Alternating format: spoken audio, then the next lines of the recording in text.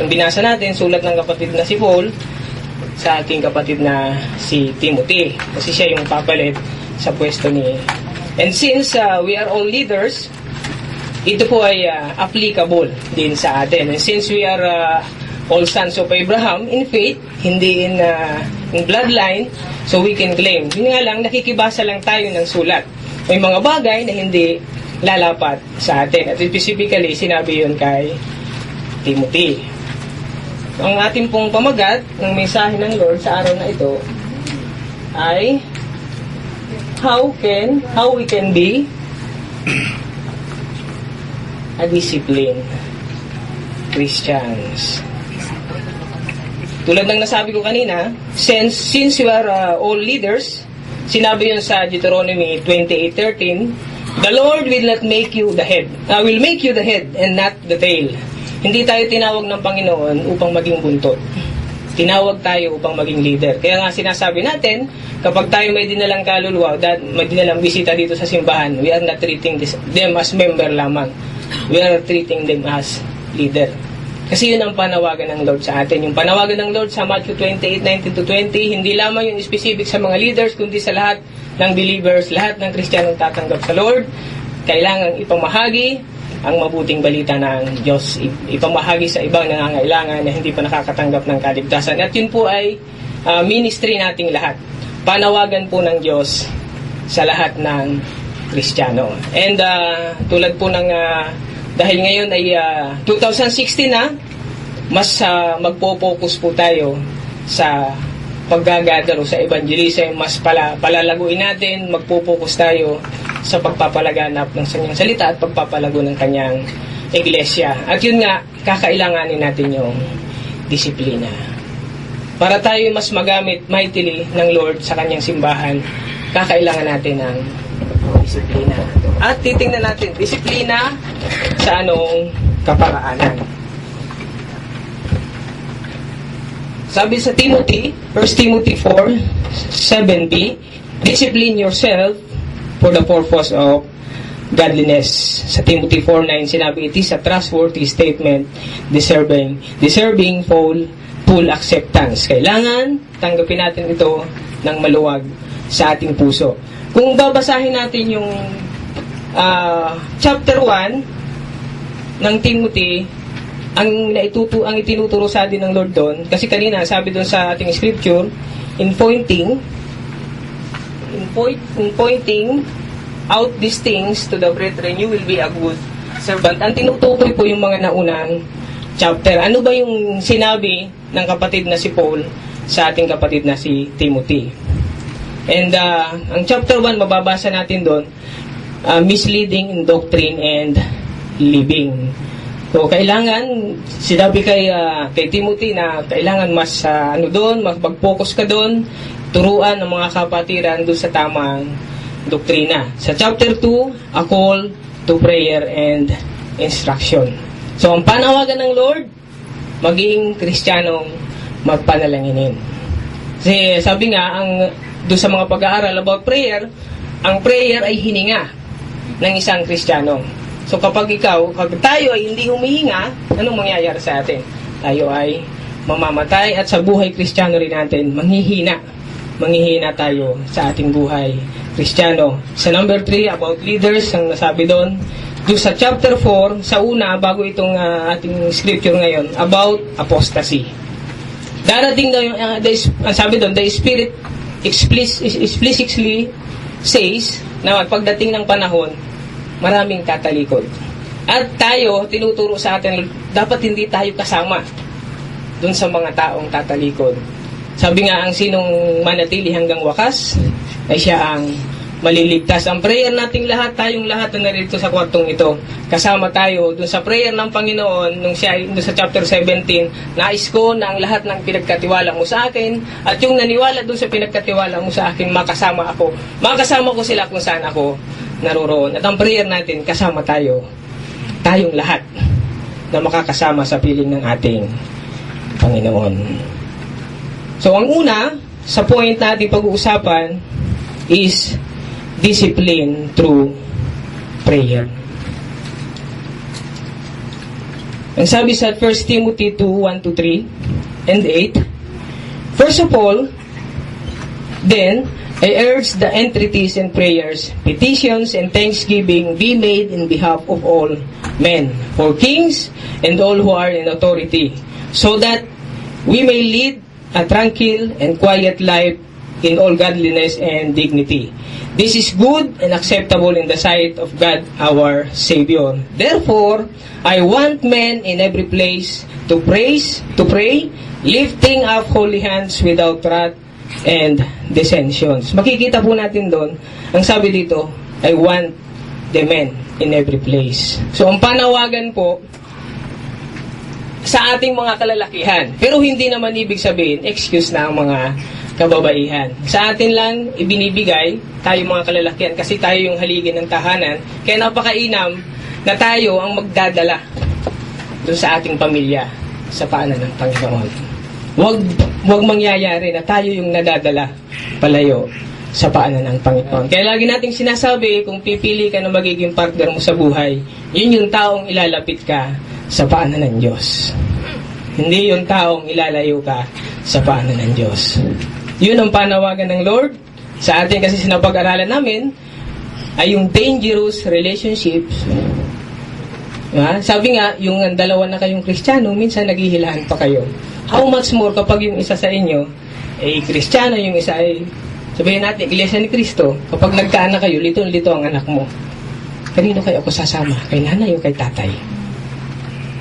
Sige, pag hindi ka sumama sa akin, wala kang baon. Nahirapan na mag-isip yung bata. So, mainam na kung pipili tayo ng partner sa buhay, yung katulad natin ng pananampalataya. At dito sa prayer, maraming bagay na ituturo sa atin. Habang along the way nga nung maraming salamat dun sa mga kapatid na nakakadulo ng prayer meeting. At sila mismo nakapagpatunay na sabi nga ng Biblia, hindi tayo marunong manalangin. Sino ba sa atin nang dumating dito sa church na napaka-fluent sa pananalangin? Wala, di po ba?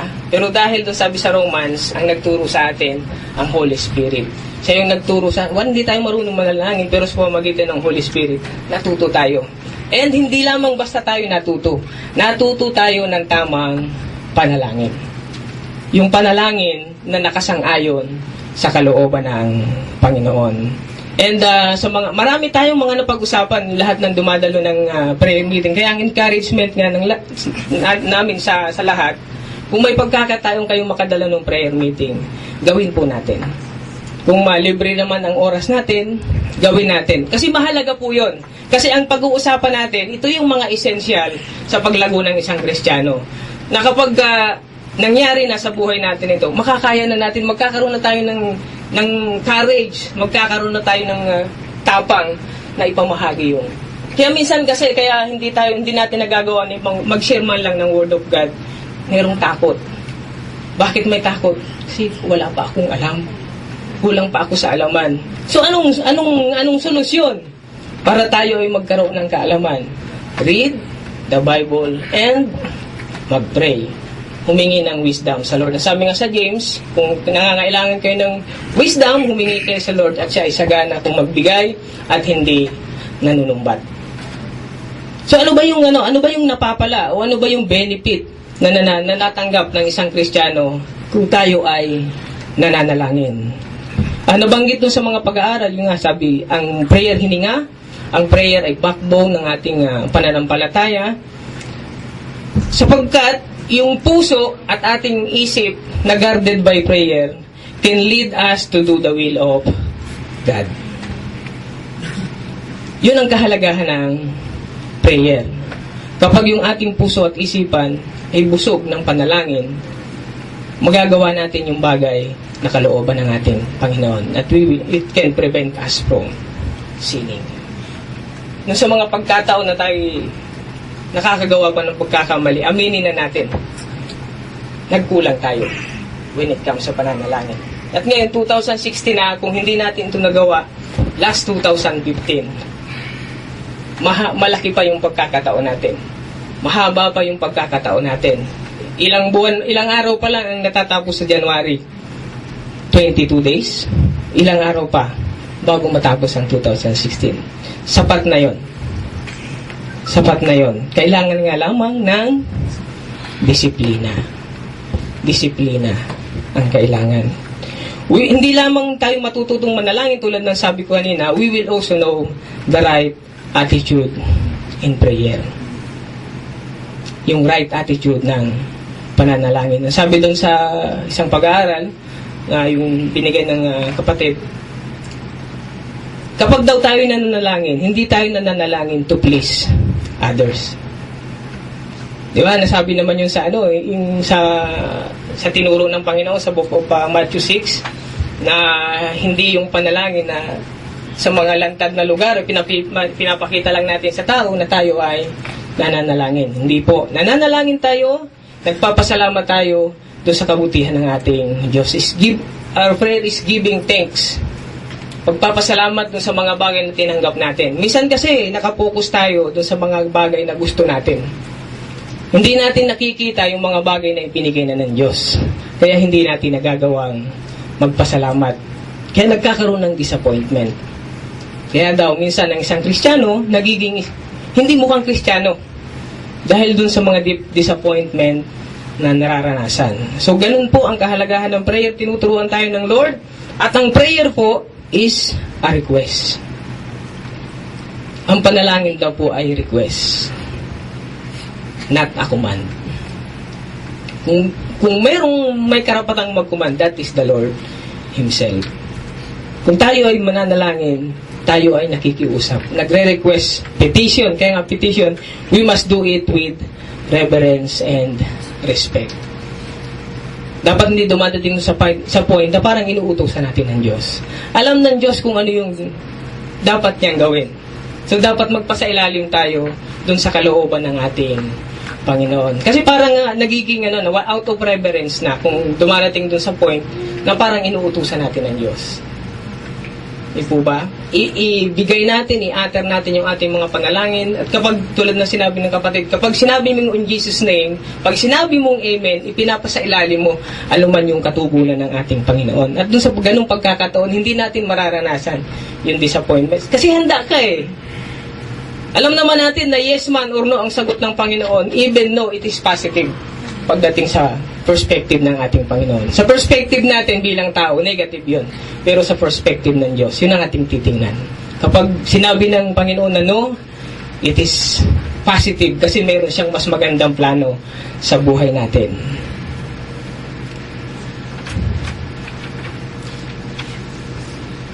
Yun ang discipline sa prayer. Kaya nga meron tayong mga quiet times, hindi lamang yung monthly prayer meeting, hindi lamang yon. Kundi kumbaga yung pagiging mapanalangin naman natin, hindi lamang doon sa isang pagkakataon eh. Hindi po ba? Sa lahat sabi sa Thessalonians, pray without ceasing. Sa lahat ng pagkakataon. Mga kapatid, kapag di ba may mga kapatid na minsan magpo-post doon sa ating group, GCC group, pakisama po sa panalangin. Huwag na nating hintayin pag-uwi ko na lang ito ipapanalangin. Kahit nagdadrive ka, kahit nakaupo ka, pwede mong ipanalangin. Pamandali ang manahimik at isama sa panalangin. Hindi na rin kailangan, ano ba yung posture? Ano ba yung posture pag nananalangin? Kahit ano po. Di ba? Sabi nga, kahit nakaupo ka sa trono, huwag naman doon lagi ang ginagawa mo ang panalangin. Every time na lang ang pag-upo mo sa trono, doon ka nananalangin. Yun ang ginawa mo. Sabi nga, kailangan natin paglaanan ng panahon ang pananalangin. Kailangan nating paglaanan at disiplina nga po ang kailangan. Disiplina. Meron tayong mga quiet times, ginagawa natin yon. And sa quiet times, doon natin mamemeditate yung salita ng Panginoon. Maraming kaparaanan, makikinig ka muna ng mga worship songs, magbabasa ka ng mga verses, and then makikita mo doon. At yung quiet time, doon mo kasi maibubulalas eh. Yung ginagawa natin na prayer meeting, hindi naman lahat pwede mong doon eh. Hindi naman pwede mong ibulalas doon eh. Yung mga quiet times, doon natin pwedeng ibulalas yung lahat ng nararamdaman natin. Yung ang relasyon natin sa ating Panginoon, yung relasyon ng Ama at ng Anak. Para po tayo nakikipag-usap sa ating mga magulang. Na pwede natin idulog lahat. Lord, ganito po ang aking nararanasan. Ganito po ang aking... Ako po may na-experience ako itong last week. And, yung nga nasubok ng Lord yung patience. Sabi nga ng mga kasama ko, lumaban ka kasi minsan. Magalit ka minsan para matakot yung mga mudir. Sabi ko, tapos na yung kabanata ng buhay ko na yun. Tapos na yung kabanata ng pakikipag-away ko sa mga supervisor. Pakikipag-away ko sa amo. Tapos na yun. And alam niyo po mga kapatid, tinanggal yung kasama kong nagro-road test. So, 2 na lang kaming natira doon sa pwesto ko. Doon sa kabila na pinagdala nung tao nang tinanggal sa akin, 5 ang nagro-road test. Doon sa kabilang grupo, 4. Sa amin, 2. Ako at isang Pakistan. Kung bigyan pa kami ng sasakyan. And, yun nga, dumating doon sa point na sabi ko, muntik na akong masagad. Kasi sa dinami-dami nung na 15 minutes kung tinapos yung 6 na sasakyan, sasabihin pa ng model ko, ang tagal ko rin mag-road test. Talagang nakakapuno. And panandalian po akong umupo. Ang prayer ko, ganito, Lord, baguhin mo ang isip ng taong ito, yung kanyang style. Kasi masasagad na ako. Alam niyo mga kapatid, hindi po yun ang prayer ko. Namatay po siya kahapon. Pero hindi po yun ang prayer ko. Ang sabi ko, baguhin yung puso ng tao. Sabi ko, Lord, you can do something. Pero hindi ko po ipinanalangin na mawala yung tao. Actually, nung may sakit pa siya, kasama siya sa panalangin ko. Pero sabi ko, naisip ko na, Lord, magigilty pa ako. Pero alam ko sa puso ko na hindi yun ang pinanalangin. Sabi ko, humingi ako ng justice, pero hindi ko sinabi.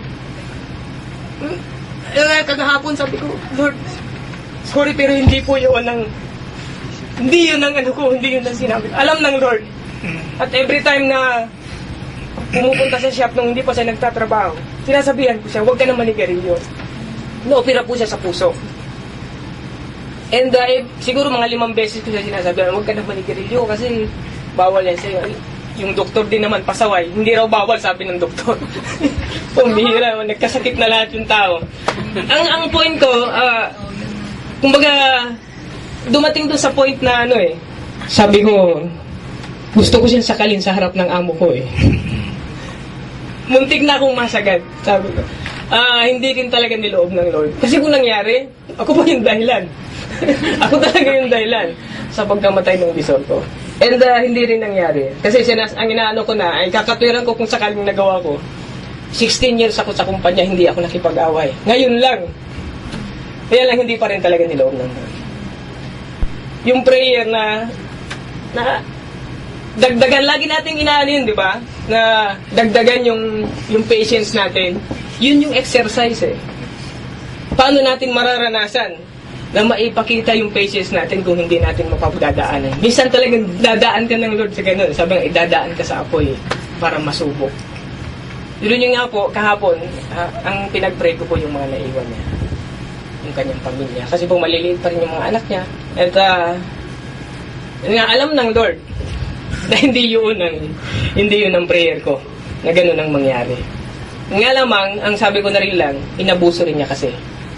Inabuso niya yung kanyang katawan. Binigyan na siya ng Lord ng pangalawang pagkakataon na mabuhay. Ngayon nga lamang, kung makasigaw, parang, kasi ganun po talagang ugali niya. Kung naalala niyo, nabanggit ko na nakaraan, yung si Pawas, kapag yun ang naalala mo sa isip mo, talagang masisira ang araw mo. Kasi, pagpasok mo pa lang, kung makapag-utos, sabi ko, hindi, pwede namang mag-utos ng malumana alam niyo po naman tayo mga Pilipino, pag nasigawan tayo talaga. Kaya nga sabi ko dun sa mga kasama ko, kung nakilala niyo lang yung lumang Christopher, sabi ko, hindi ako ganito ngayon. Lang, iba na ngayon Ayaw ko nang balikan yung mga bagay na yun Tapos na yung kabanata na yun. Nga lamang, malungkot man, wala tayong magagawa. Kasi kapag Lord na ang kung yung exit point ng buhay mo, wala tayong magagawa. Ang kahalagahan, tayo bilang mga Kristiyano, handa tayo. Na kapag dumating yung time na yun, nakunin na tayo ng Lord. We believe, alam natin, nakasama tayo ng Diyos.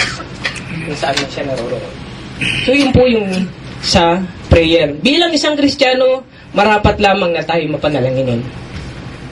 Doon po, lalago tayo sa ating pananampalataya at mas lalo nating makikilala ang ating Panginoon. Sabi nga, kung nakikipag-usap ka araw-araw sa iyong hinamahal, lalong lalalim yung relasyon ninyo. Totoo po ba? Si Ate Roxanne, kaya mo bang ipaliwanag yung bagay na yun? Ganon din naman sa ating Panginoon. Kung araw-araw tayong nakikipag-usap sa ating Panginoon, mas lalong lalalim yung relasyon at pagkakakilala natin sa ating Panginoong Diyos. Di po ba? At lalo nating makikita, Lord, kay buti mo. Tulad ng ating inawit kanina. Kay buti-buti mo, Panginoon. Pangalawa po sa ating pag-uusapan, kanina, discipline through prayer.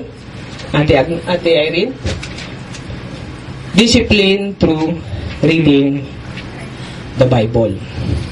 Ito pong mga nilagay ko na points, ito po yung mahalagang bagay yung napag-aralan namin sa DCL. Mahalagang bagay sa paglago ng isang Kristiyano.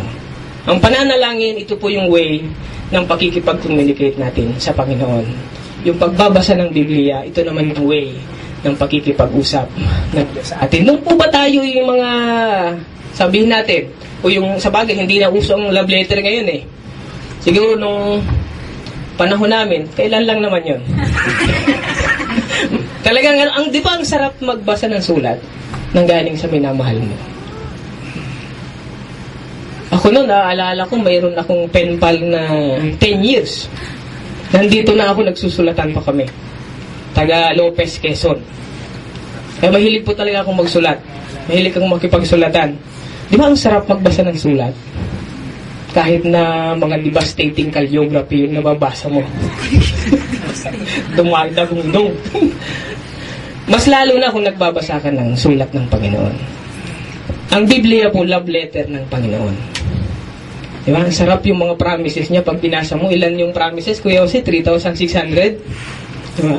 Kaya lang, kaya hindi natin nai-enjoy yung promises ng Lord. Kahit 5, wala kang nabasa. Yun ang kahalagahan na binabasa natin ang love letter ng Panginoon. Makikita natin sino ba yung Diyos. Sa yung Diyos na laging handang tumupad sa kanyang mga pangako. Sa yung Diyos na hindi gagawa ng dahilan para hindi to pa rin yung kanyang pangako. Tayo, marami tayong dahilan. Sa pagdalo pa lamang sa iglesia, sa panambahan. Parang natin nakukuha eh. Pero lagi namin sinasabi sa mga kapatid, Miyerkules pa lamang, dapat kaya na nating sabihin dun sa nagsusundo, Kuya, dadalo po ako. Miyerkules pa lamang yun. Kung talagang ang puso natin nasa gawain ng Panginoon. Kaya lang, minsan, Huwebes, medyo nagtatalo pa. Pag tumawag sa kabila, dun ako. Pag hindi natuloy, sa church ako. Kawawa naman ng Lord, laging pangalawa. Yan, sabi nga kanina ni Kuya Lito, 6 na araw kayong nagtrabaho, 6 na araw kayong nagpagal. Yung ika-7, ilaan nyo sa akin. Hindi nga po buong araw eh. 3 oras? 720 hours ang kwenta ko dun sa isang buwan. 3 oras sa looban ng isang linggo, 12 hours. Ilan yung natira? 708 sa'yo lahat. 12 hours lang hinihingi ng Lord, hindi po mamakumpleto. Kawawa naman ng Lord. Lahat ibinigay niya sa atin. Lahat ibinigay niya sa atin, lahat ng ating pangangailangan. Kahit hindi mo hiningi, binigay niya. Nung siya naman ang humingi sa atin, ang damot natin. Di po ba? It's about time naman na dumating doon sa punto ng buhay.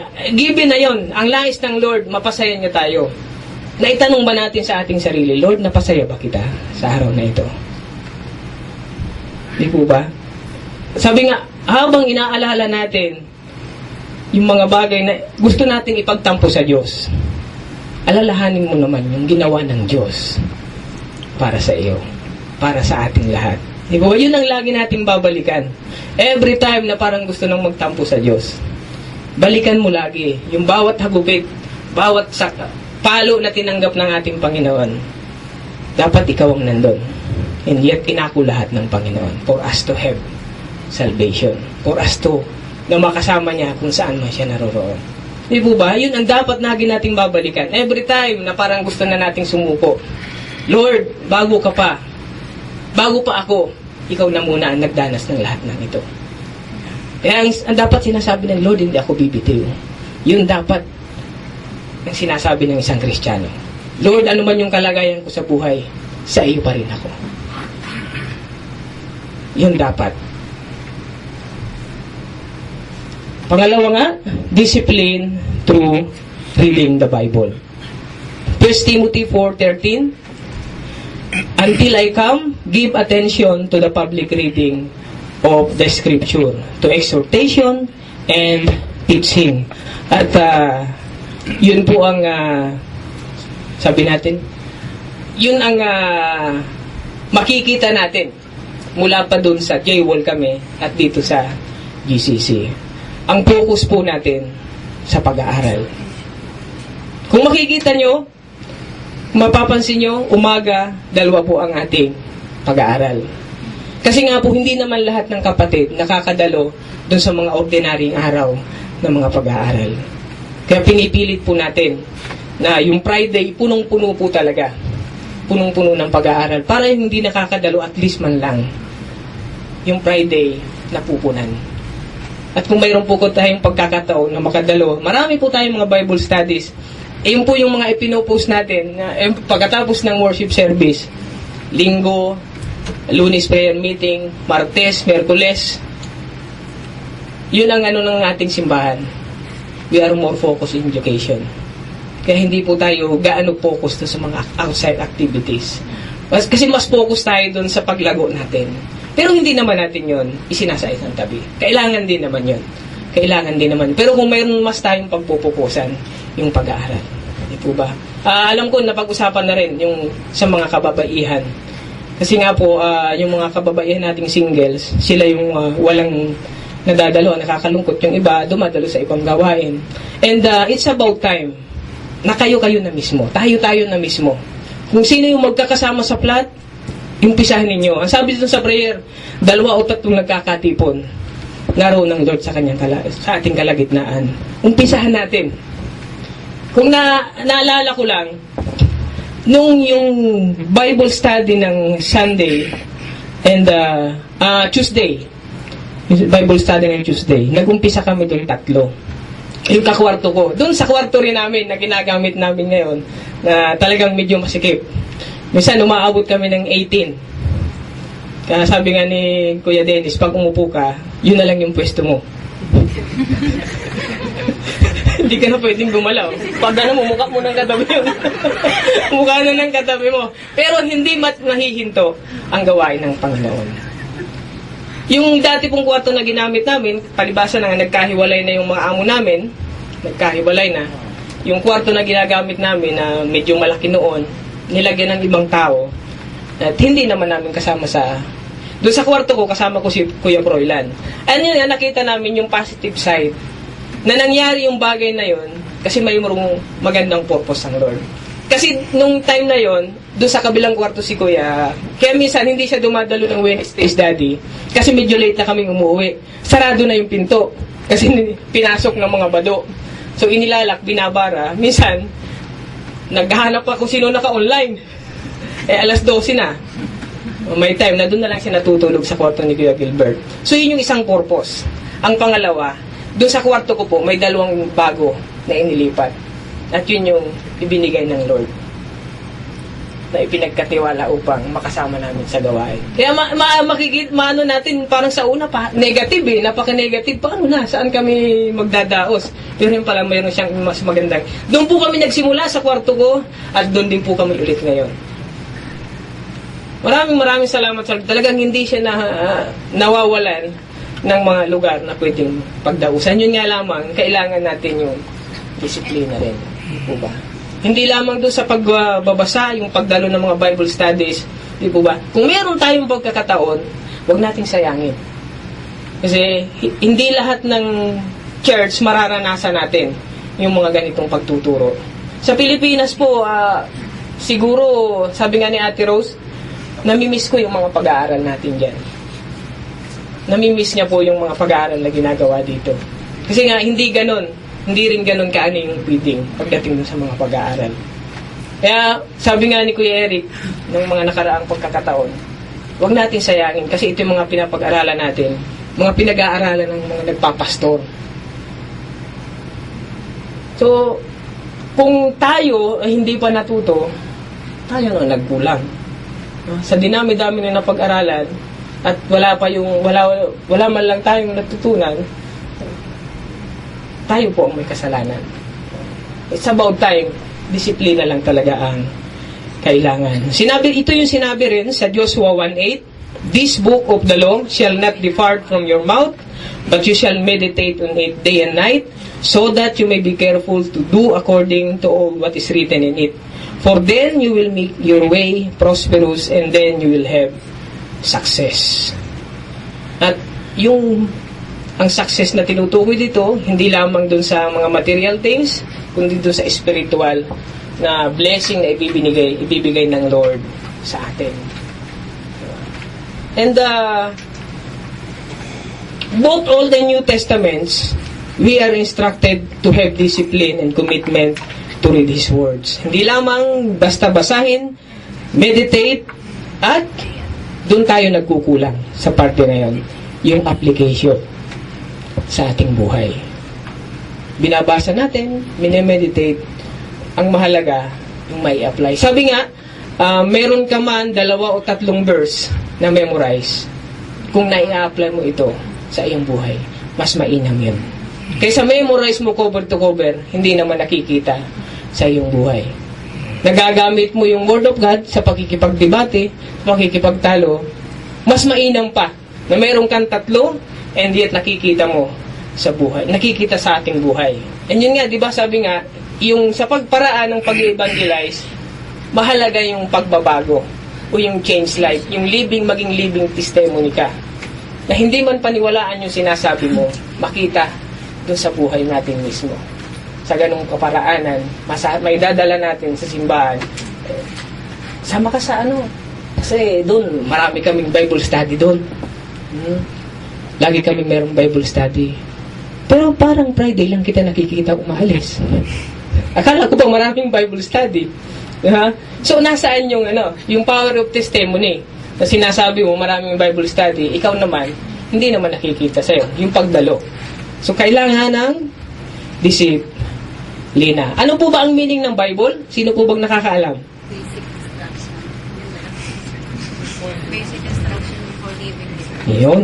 Basic instruction before leaving earth. Galing ni Ate Rox talaga. So, kailangan natin ito para malaman natin kung ano yung nais na ipagawa ng Lord. Para pag nandun na tayo, pag dumating na yung time na iiwan natin na ng earth, alam na natin, handa na tayo kung ano yung dapat natin gawin kapag kasama na natin ang Panginoon. At hindi natin maipaliwanag yun. Hindi natin maipaliwanag kung ano yung gloria, kung ano yung magandang mararanasan natin sa piling ng ating Panginoon. Para maranasan natin, anong dapat natin gawin? Sundin yung kalooban ng Panginoon, gawin kung ano yung kanyang pinag-uutos, basahin ang kanyang mga salita, i-apply sa ating buhay. Kapag dumating na yung time, naaalis na tayo dito sa mundong ating ginagalawan. Pagkasama na tayo ng ating Panginoon, doon natin mararanasan. Kaya tulad ng aking nasabi kanina, ang prayer nating lahat tayo dito sa kwartong ito makakasama ng Panginoon. Hindi tayo yung sinabi doon sa unahan ng ating scripture, yung apostate, na parang si Judas. 3 months and a half, nakasama ng Panginoon, bandang huli pala, siya yung doon sa prayer ng Panginoon, doon sa chapter 17 nandyan, lahat po ay iningatan ko, maliban dito sa isa, na siya ang pumili ng kanyang kapahamakan or son of perdition. Nawa tayo kasama doon sa pinanalangin ng Lord na makasama niya kung saan siya naroroon. It is yung pagbabasa ng Biblia, it is the way God communicate to us. So mahalaga na palagian nating basahin, hindi lamang basahin, meditate at i-apply ang kanyang mga salita sa ating buhay. So yun po yung pangalawa, discipline through reading the Bible, hindi lamang yung pagbabasa ng Biblia, kundi yung pag-attend sa mga group Bible studies. At kung maaalala natin, yung mga nakarang na pag-aralan natin, mahalaga po ito. At ito pong tatlong ating pag-uusapan, tulad ng nasabi ko, bilang isang Kristiyano, dapat kinauuhawan natin ito. Dapat hindi tayo kontento kapag ang isang bagay dito ay nalampasan natin sa looban ng isang linggo. Dapat magkaroon tayo ng kauhawan. Ang pangatlo po nating pag-uusapan ay discipline through worship. Nahirinig na natin sa nakaraang mensahe, yung sa sinabi sa mensahe ng Panginoon through Kuya Jose, huwag mong i-neglect yung araw ng pagtitipon, yung sinabi sa Hebrews. Huwag mong dapat hindi tayo nagagaya doon, sabi di tulad ng ilan na tumalikod, mas pinipili. Bilang isang Kristiyano po dapat sabi ko nga, dapat excited tayo kapag dumarating na yung araw ng Friday. Kasi yun yung time na makakatagpo muli natin ang ating Panginoon, makakapagbigay tayo ng papuri at pasasalamat. Marapat lamang na excited tayo. At kung dumarating pa yung time na parang nagdadalawang isip ka pa kung pupunta ka o hindi, dapat baguhin na natin yung ating ugali na yun. Kasi hindi yun makakatulong sa paglago natin spiritually. At tulad ng ating nabanggit doon sa Book of Hebrews, kapag daw hindi ka dumalo sa gawain, para kang yung baga na humiwalay doon sa karamihan. May nararanasan ka na, kaya sabi ko nga kanina sa pag-aaral, kapag dumaranas tayo ng suffering or mga problema sa buhay, dapat lalo tayong nagsusumiksik sa paanan ng Diyos. Huwag tayong lalayo. Yun ang danger kapag lumayo ka. May tendency na papakin tayo ng kalaban. So may problema tayo, pinagdaraanan, ang solusyon nasa Panginoon. Kapag umalis ka sa protection ng Panginoon, kalaban ang papapak sa atin. At doon minsan na nakakapasok, nakakapenetrate ang kalaban sa atin. Mayroon tayong pinagdaanan, magsumiksik sa paanan ng Panginoon. Sabi sa 1 Timothy 2:9-10, likewise, I want women to adorn themselves with proper clothing, modestly and discreetly, not with braided hair and gold or pearls or costly garments, but rather by means of God's works, as is proper for woman making claim to godliness. Pati yun hindi lamang yung pagdalo, hindi yun doon natatapos. May mga itinuro din ang kapatid na si Paul kung ano yung proper na sinusuot ng isang babae. Dito po hindi naman tayo naging legalistic, di po ba? Kung ano nga lang dapat walang nakapantalon sa mga kababaihan. And yet nandito tayo sa lugar na ito, hindi natin yung ginagawa. Hindi natin yung ginagawa. Nga lamang, wag naman yung ang mga suot natin ay parang ikaw na lang yung center of attraction. Ano ba yung napag-usapan natin? Yung pencil case ba yun ate? Pencil cut. Pencil cut. Na yung hapit na hapit, ang sabi nga ni ate, yung parang tasa ng lapis. Na ano sa baba, na sabi nga, lapas na ang kidney. Na kapag diningnan, sa'yo na lahat nakapokus. May sabi nga, modest. Yung tamang kasuotan. Yung tamang kasuotan.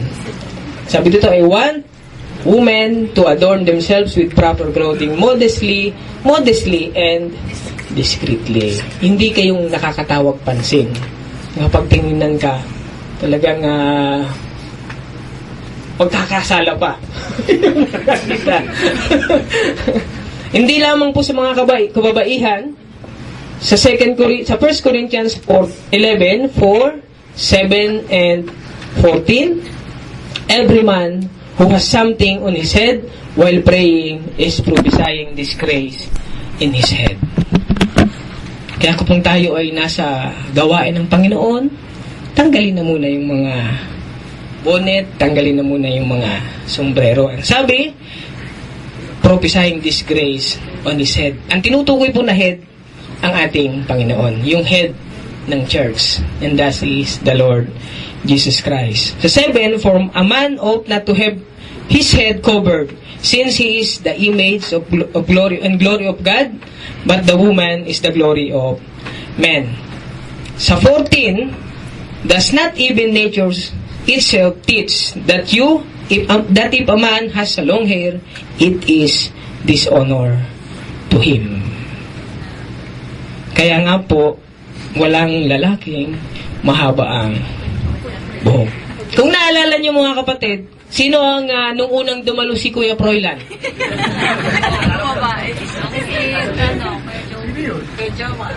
Pero bakit ngayon?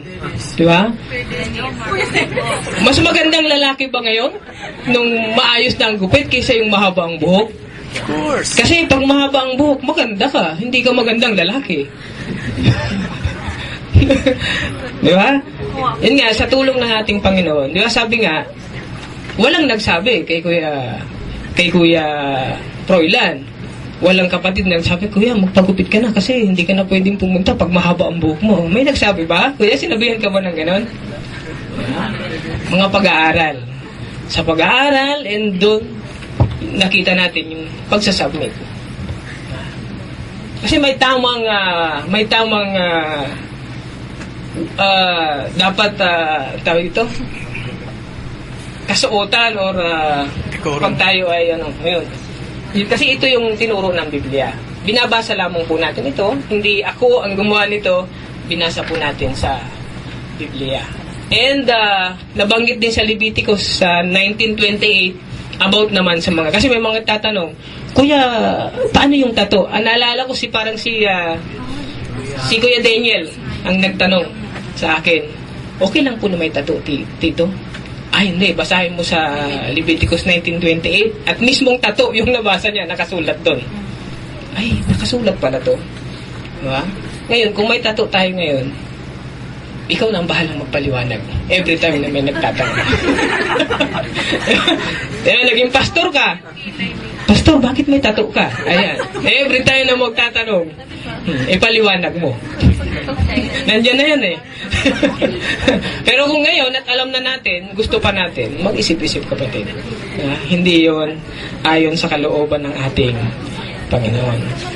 And worship service is not a gathering outside. Ang worship service na ginagawa natin, hindi po ito yung gawain sa labas. Kaya hindi po pwede na yung mga ginagawa natin sa labas, pwede nating gawin ngayon. It is totally different, mga kapatid. Kung sa labas, pwede tayong magsigawan, hindi po dito. Umaawi tayo, pero yung parang dumadating na doon sa parang nagkakantsawan na lang. Di po ba? Na rin ni Kuya Eric yun. Na every time po na may tumatayo ang nagpapasalamat dito sa pulpito, dinideclare yung kabutihan ng Diyos. Huwag naman dumarating doon sa time na parang kinakantsawan natin yung kapatid. Hindi po siya tama. Sa sunod nun, hindi na yung tatayo. Kasi pag tumayo siya, baka kantsawan na naman ako. Binubuo. Tama ba yun? Hindi tama. Tulad ng nasabi ko, ito pong gawain ng Panginoon, ibang-iba po sa gawain sa labas. Kung kailangan, disiplina. Hindi yung para tayong nasa kalye lang na sumisigaw sa loob ng simbahan ng ating Panginoon. Kung nagawa natin sa mga nakaraang panahon, marami pa yung pagkakataon na baguhin natin. Yun naman po ang tinuturo ng Lord sa atin. Yung pagbabago, hindi siya instant. Sabi nga, para tayong mga bata, para yung mga apostol, na ang tagal ng kasama ng Panginoon, kung tawagin, mga bata, little children, ganito, ito ang aking utos, magmahalan kayo. Bilang magkakapatid, kung magbibiroan tayo at magkakapikunan, huwag na. Huwag na. Kasi baka humantong sa hindi maayos na. Sabi ko nga, kailangan yung bully, nabanggit ko na rin lang nakaraan, hindi na yun dapat taglay ng isang Kristiyano. Walang bullying. Walang bullying. Hindi pwede na kung ano yung in or yung uso sa outside world, pwede natin gawin ngayon. Sa gupit. Yung uso dito lang, pwede natin i-apply dito sa loob ng simbahan. Po ba? May modest nga. Pati sa kalalakihan, modest din ang kailangan. Parang si Mr. T. Ikaw na ngayon ang sentro ng sa loob ng iglesia, ikaw na yung tinitingnan. Di po ba? Dapat yung modest maging sa mga kalalakihan. Yung mga bagay na in sa mundo, in sa kalakaran ng mundo, hindi po yun in sa kalakaran ng gawain ng ating Panginoon. Kaya kailangan ma-distinguish tayo. Kapag tinignan, di ba Paul na ganyan? Ba't ganyan ang gupit niyan? Ganyan ba ang gupit ni Jesus Christ? Sino ang pangalan, kaninong pangalan ang nakakalagkad sa ating Panginoon? So, sabi nga, ang sabi ni Paul, bilang isang Kristiyano, tayong lahat sa ating lahat, walang itsapwera. Kapag lumakad daw tayo, para tayong lumalakad sa bubog. Na hindi tayo magiging katitisurang bato. Paano natin madadala sa iglesia yung gusto nating dalhin? Na kung sarili mismo natin sa disiplina, wala tayo. Hindi natin nagagawa. Sa ating pong conclusion, kung hindi natin ito nagawa nung nakaraang 2015, hindi pa po huli ang lahat, mga kapatid. To discipline ourselves through prayer, maging Kristiyanong mapanalanginin, discipline ourselves through reading the Bible, and discipline ourselves through worship. Hindi lamang yung pagdalo, kundi kung ano yung dapat na ginagawa natin dito sa loob ng iglesia. Yung naayon dun sa sinabi ng ating kapatid na si Paul. Sinabi ng Lord through Apostle Paul na ipinaparating naman sa atin. Nawa, lahat ng ating napag-usapan ay tumatak sa ating isipan. At lagi nating tatandaan para sa ikalalago ng ating simbahan. Disiplina po mga kapatid ang kailangan. Anong challenge po? Ang challenge, let us all have commitment. At ito po ang challenge ng Panginoon sa ating lahat. And discipline to read the Bible. The whole Bible this year. Dapat po, sabi nga, 1 o 2 beses dapat natatapos natin yung buong Biblia. Pero isa na lang. Sige, isa lang. Pero hindi lang po yung basta binabasa. Meditate ang sinabi ni Joshua. Kailangan, habang binabasa natin, patuloy natin i-apply sa ating buhay.